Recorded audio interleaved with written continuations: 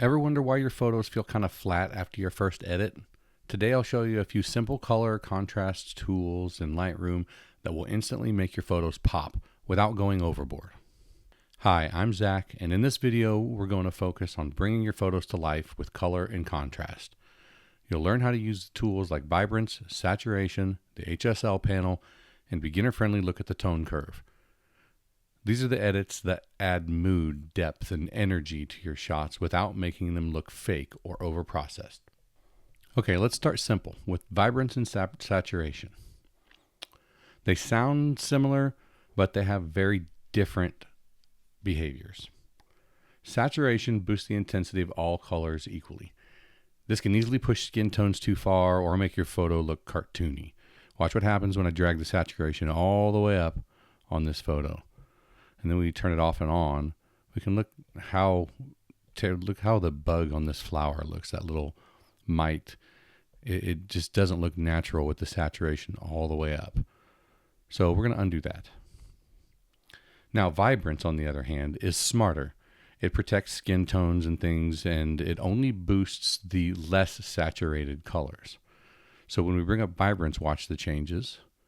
And it's working more on the greens than it is the yellows. I've got it at 100% there, and we'll turn it off and on and look at it. But it is working on specific colors instead of all the entire photo.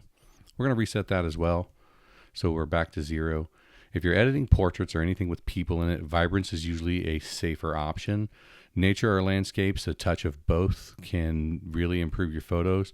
A good place I like to start is just 10 to 25 on Vibrance and 0 to 10 on Saturation. We'll go ahead and start with 10. And this photo's looking better already. If we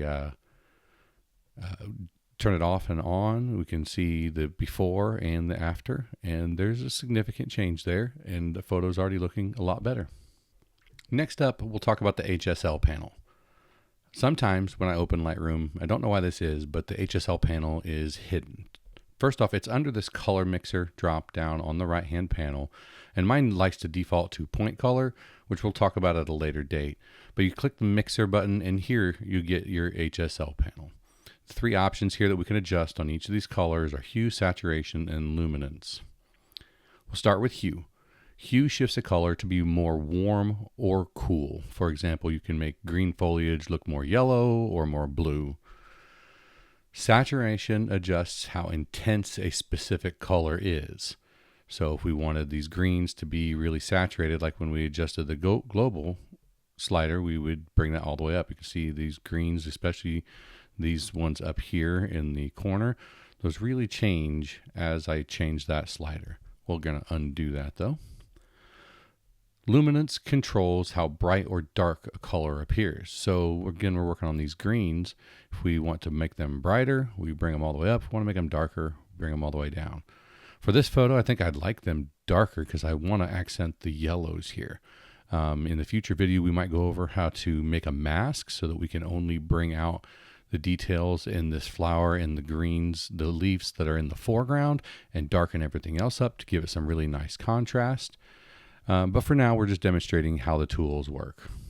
Let's say you've got a landscape with a blue sky that's maybe a little bit dull. You'd want to go to the blue channel under luminance and lower it so that that deepens the sky. Or like I just demonstrated, if you want to make greens pop, you might go to the green saturation and really give them a boost. It's a great way to add drama to your photo without touching the global sliders like contrast or exposure. Okay, next up we're going to look at the tone curve. This might look intimidating at first, but we're going to just cover the basics and give you a solid starting point. Think of it like this. The tone curve represents your shadows, midtones, and highlights. The lower part of this curve is your shadows, the middle is your midtones, and the top right is your highlights. An easy starting point to give your photos a nice little pop is just a simple, gentle S-curve where we're going to grab the shadows and drag it down just slightly. And if you watch the photo, you can see the shadows deepening. And we're going to come up to the highlights about here, and we're just going to lift that slightly to give it a nice little S-curve. If you notice, that has an S-curve. You can go a little farther than this, but a nice gentle sloping S-curve will make a really nice contrasty adjustment. We turn it off and back on to look at the changes that were made. You can see how this can really give your photos some pop. It also gives you a little bit more dynamic range. If you shoot in RAW, the tone curve can really come in handy to draw out that HDR look if that's what you're going for. If you want a little more matte or a cinematic feel, lift the very bottom of the curve slightly above the black. That softens your shadows and gives you a more modern film look. If you want a more matte cinematic feel, lift the very bottom of the curve slightly above the black. That softens your shadows and gives you that modern film look. Okay, a quick word of caution. Less is more. It's really easy to go too far with these tools and end up with a neon skin or muddy shadows. Here's a tip. Walk away for a few minutes, then come back and take another look. If it still looks good, then you're probably in the clear. If it punches you in the face, you may have went too far. When in doubt, dial everything back about 10%. That's almost always the sweet spot. Okay, so now you've got the tools to bring out color and contrast in your photos with confidence. Whether you're trying to boost skies or warm up skin tones or give your photo a bit of cinematic drama, you now have the tools to do all these. In the next video, we'll dive into Lightroom's masking tools so you can make local edits to just part of the photo, like darkening a sky or brightening a subject's face without affecting the background. If this was helpful, hit subscribe. Let me know in the comments if you found the tone curve helpful or the HSL panel. I'd love to hear of any difficulties you're having in the comments. I'd love to help out.